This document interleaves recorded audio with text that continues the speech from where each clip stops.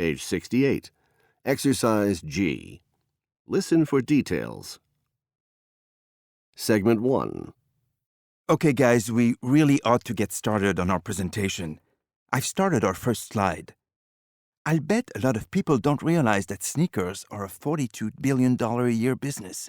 That's bigger than the economy of some countries. Yeah, you're right.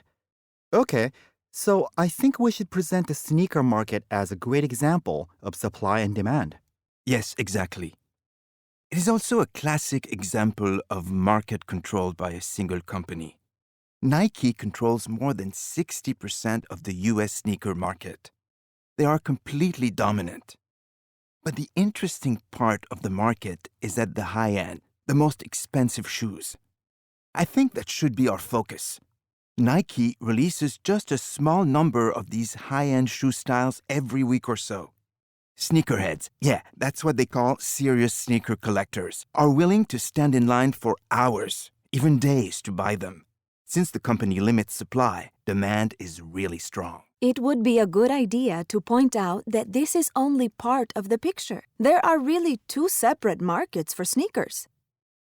This is the primary market, that is, the first time the shoes are sold from the company to an individual. Let's talk about the secondary market too. Nike is even more dominant there. More like 95% of these high-end shoes on the secondary market are Nikes. Right, but I suggest we first explain what the secondary market is.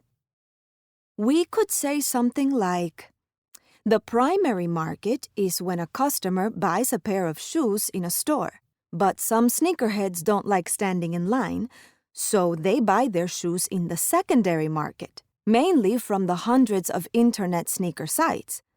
The secondary market is mostly sneakerheads selling to other sneakerheads, but they have to pay more, sometimes 3 to 4 times more than the store price.